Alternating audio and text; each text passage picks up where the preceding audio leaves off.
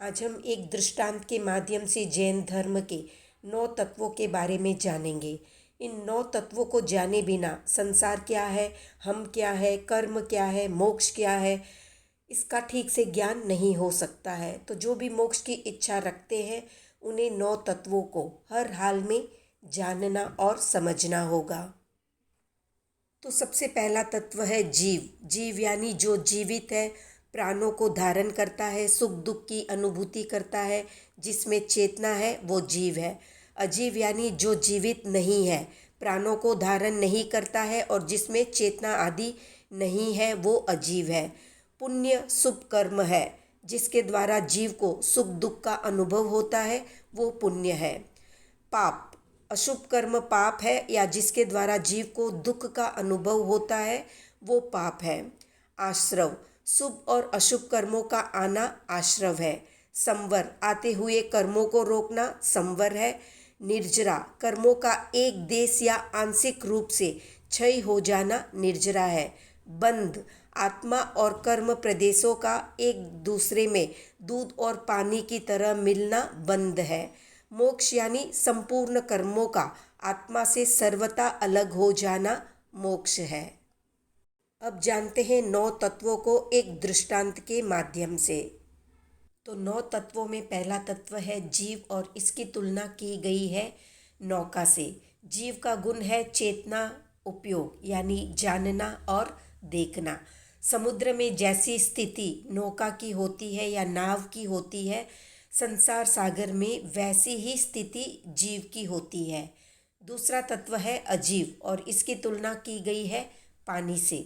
जैसे समुद्र में पानी होता है और उसमें नाव चलती है, वैसे ही संसार रूपी सागर में चारों तरफ अजीव तत्व रूपी पानी होता है और इसमें सशरीर जीव रूपी नौका की यात्रा चलती रहती है।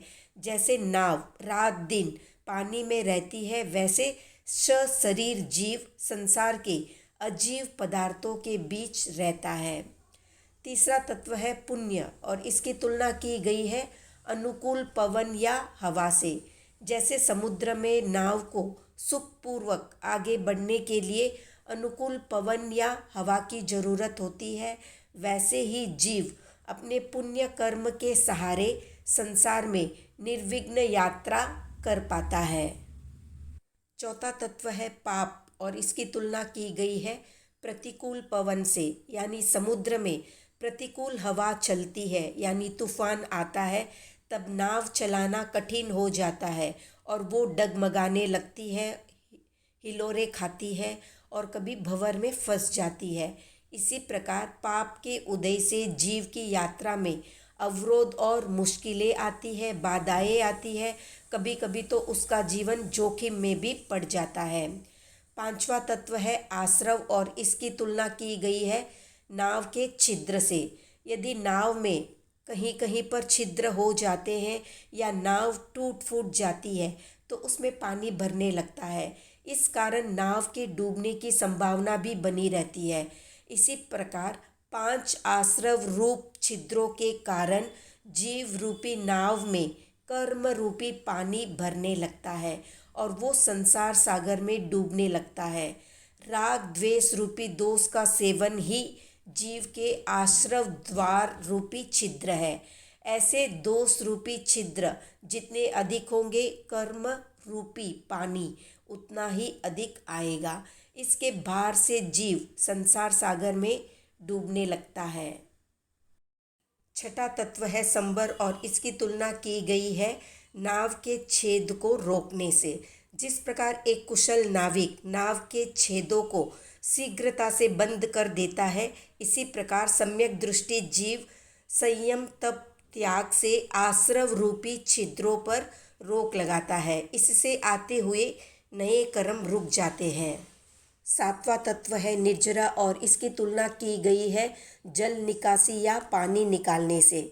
छिद्रों के कारण नाव में जो पानी भर जाता है उसे बाहर निकालने के लिए नाव को खाली करना होता है, इससे नाव हल्की हो जाती है। तो निर्जरा के द्वारा भी जीव पर लगे कर्मों का भार बाहर फेंकने का प्रयत्न होता है, जिससे कि जीव कर्म के भार से मुक्त होकर हल्का हो जाए और सुरक्षित होकर आगे बढ़ पाए। नाव रूपी जीव में स्थित पानी रूपी कर्म को बाहर निकालने के लिए बाहरी प्रयास और आंतरिक प्रयास के समान बाहरी तप और आभ्यंतर तप की आवश्यकता होती है। 8वां तत्व है बंध, जिसकी तुलना की गई है पानी के जमावट से या पानी के संग्रह से। नाव दिन रात पानी में रहती है, इस कारण से उसके सूक्ष्म छिद्रों में भी पानी भरा रहता है। पानी लकड़ी में घुल मिल जाता है, इससे लकड़ी के गलने का और नाव के भारी होने का भय या डर बना रहता है। इसी प्रकार जो कर्म आत्मा में प्रवेश कर चुके हैं वे दूध और पानी की तरह या लोहा और अग्नि की तरह आत्मा के प्रदेशों में घुल मिल जाते हैं। आत्मा और कर्म का मिल जाना ही बंध है।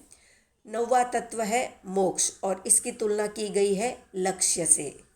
एक कुशल नाविक अपनी नाव को पूर्ण सुरक्षित रखते हुए उसे यथाशीघ्र किनारे तक पहुंचाने का प्रयत्न करता है।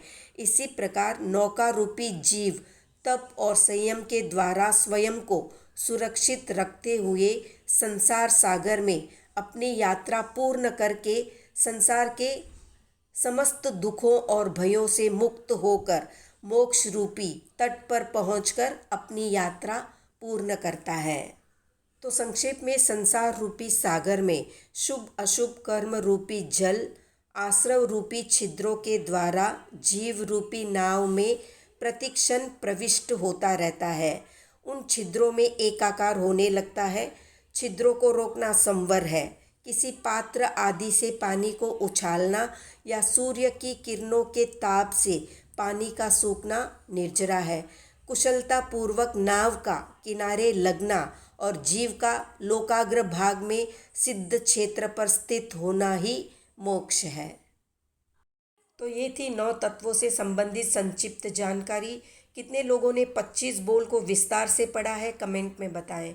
वीडियो पसंद आया तो लाइक शेयर सब्सक्राइब करें।